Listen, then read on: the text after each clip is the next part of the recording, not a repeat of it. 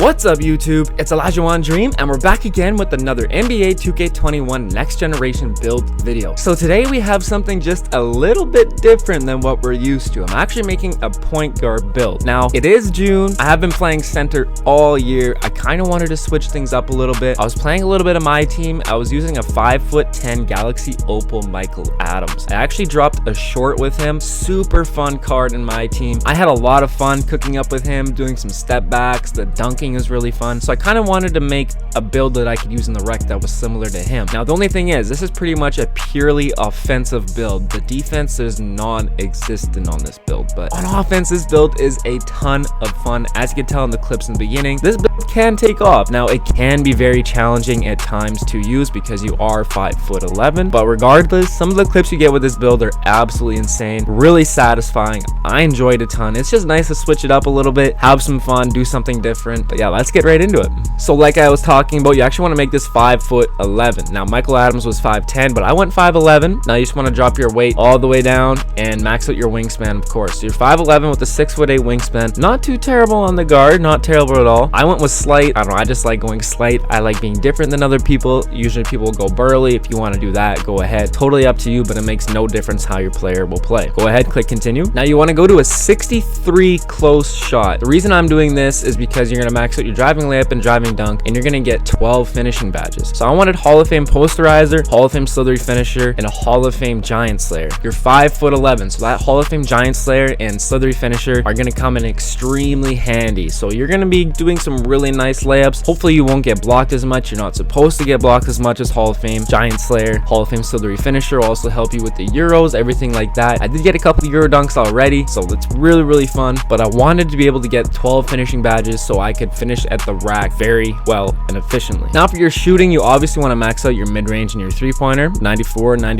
and I also put my free throw to a 63 once again, so you get 18 shooting badges. Now I just had a little bit of extra leftover points, so I threw them on my free throw, I believe, but you get 18 shooting badges, which is not terrible at all. Get pretty much what you need. You'll be able to get your Hall of Fame hot zone hunter, deep threes, circus threes. That's really what I wanted right there, the hot zone hunter, deep threes, circus threes. Oh my goodness, difficult shots as well too. too. I want to be able to do step backs and just break ankles and just go absolutely crazy with this point guard, get some insane clips, and just have a lot of fun. But like you see here, you pretty much have every single shooting badge in Hall of Fame available to you except for ice and veins, which is no big deal at all. Now for your pass accuracy, you want to go up to an 80. So at 99, you'll get Hall of Fame bullet passer, which would be really nice. Now your ball handle, you actually want to go up to a 90. So that way you're still going to get all your pro dribble moves. You'll be able to handle the ball extremely well. 94 at 99 overall. So you have really great ball handling. And then of course you want to max out your speed with ball. So you go 80, 90, 95. Then you get Hall of Fame quick first step, of course, off rip. And you really want that 95 speed with ball because you are 5'11". So you're really small. You are at a big disadvantage with your height. So you want to be fast. If you're going to be small, you got to be fast. So go ahead, max out your speed with ball. 99 speed with ball at 99, which is going to be extremely fun. And you get 22 playmaking badges to get all of your dribbling badges. You can still keep your passing badges, maybe even floor general if you want. But overall, this is a pretty good spread for a point guard. 22, 18, and 12. Now, unfortunately, we're not touching defense at all. The reason for this, you're 5'11". Realistically, you're not going to be playing that great of defense anyway. You could, it really doesn't work out, unfortunately, this year with the build system. I wish it was a bit more balanced. You can't make a really OP point guard, even at 5'11". You really have to sacrifice something. So I decided to sacrifice my defense. Like I said, I'm 5'11". Realistically, I'm not going to be able to really do much. I'm not going to be blocking many people. The only thing that you might want to increase is your perimeter defense and steals so you can stay in front of people. But honestly, even with the 25s across the board here, your guy still moves extremely well for having no defense. Now, it will be tough to get around picks and everything like that. Your guy's going to get scored on a ton, obviously. You're going to get dunked on, obviously. But this is pretty much a strictly offensive build. For what I wanted to do on offense, I needed these badges and I had to sacrifice something. So I sacrificed defense and thought, well, I'm 5'11". Realistically, I'm not going to be able to really do that much. So I went no defense. And yeah, it's really tough on defense. It is. But for having no defense,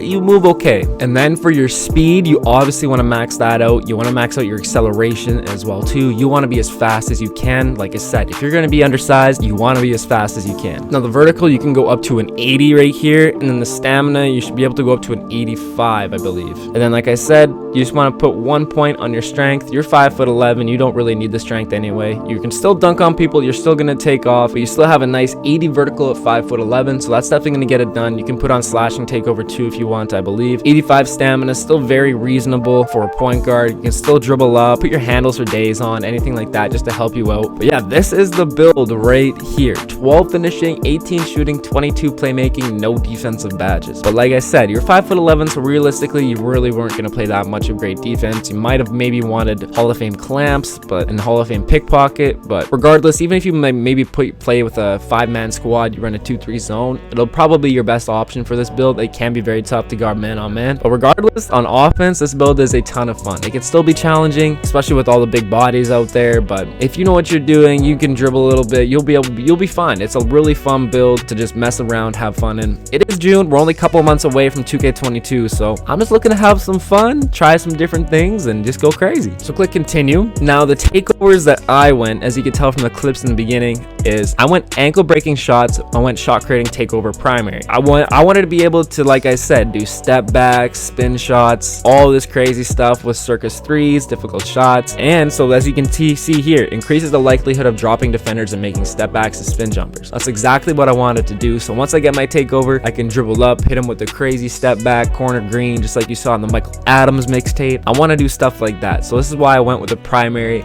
shot creating takeover, except it can be very difficult to get. You have to take really moving shots, otherwise it can take a while to get. But once you get your badges, then you can get hot shot or maybe even like special delivery, that kind of stuff. Any badge that helps you get your takeover, it definitely will help. But this is probably one of the harder takeovers to get, is unfortunately the only thing. You could go slashing if you want to. That's going to increase your speed, vertical, strength, everything like that. And obviously it'll help you dunk a little bit more. And obviously we got our playmaking and sharpshooting. But I went with the ankle breaking shots. I wanted to be able to get some crazy clips. And for that exact reason, I went with limitless range as well too. I have a 94 3 ball, 18 shooting badges, which pretty much all available Hall of Fame shooting badges available to me. So I was like, I'm gonna be able to shoot from deep, I will be able to shoot fine regardless. So I didn't really think I necessarily needed spot up precision. And if I get dual takeover with the ankle breaking shots and limitless range and Hall of Fame deep threes, Hall of Fame circus threes, Hall of Fame hot zone hunter, all those badges combined with the dual takeover of these two, oh my goodness, the clips that you're gonna get, like half court step back fadeaways, oh my goodness, dude, I can't wait to get dual takeover with this. I haven't, unfortunately, yet. I haven't even gotten the first takeover. Like, it's tough. When I say it's tough to get that first takeover, it really is with shot creating. But once you do, it's gonna be extremely rewarding, extremely fun. But go ahead, click your limitless range,